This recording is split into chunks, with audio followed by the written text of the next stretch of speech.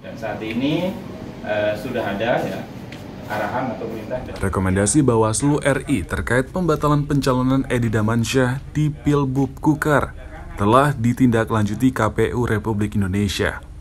Surat itu pun telah diterima KPU Kukar pada 17 November 2020 lalu.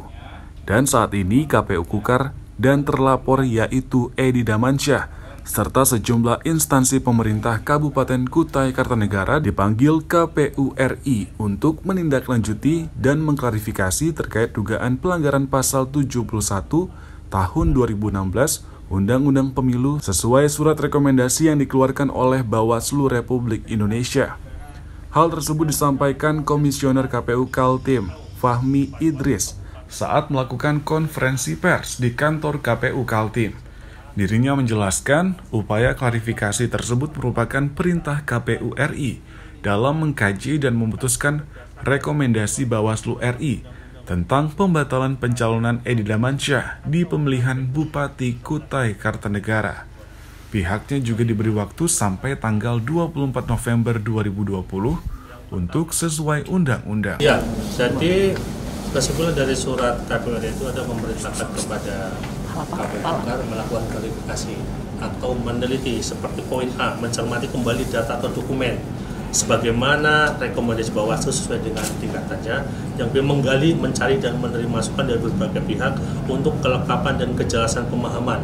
Klarifikasi ini bagian dari surat KPU RI itu. Jadi teman-teman ini sekarang 2 hari dari mulai kemarin itu memanggil semua pihak ya, yang dianggap tahu terkait dengan objek apa yang disangkakan. Sementara pengamat hukum Universitas Mulawarman Herdiansyah Hamsah menjelaskan, dalam menindaklanjuti rekomendasi Bawaslu, KPU masih menggunakan ketentuan pasal 18 PKPU nomor 25 tahun 2013 tentang penyelesaian pelanggaran administrasi pemilihan umum.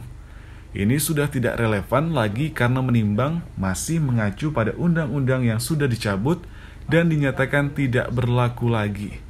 Selain itu, KPU dianggap menyalahi kewenangannya dalam melakukan kajian dan klarifikasi atas pelanggaran yang dilakukan oleh terlapor yang seharusnya dilakukan Bawaslu. Dirinya juga menegaskan KPU mestinya hanya dalam kapasitas memeriksa kelengkapan dokumen secara administratif sebagai landasan untuk mengambil keputusan. Kalaupun ada masalah dalam rekomendasi Bawaslu nantinya, maka mekanisme protokol dan evaluasinya ada dalam sistem peradilan pasca rekomendasi itu dijalankan.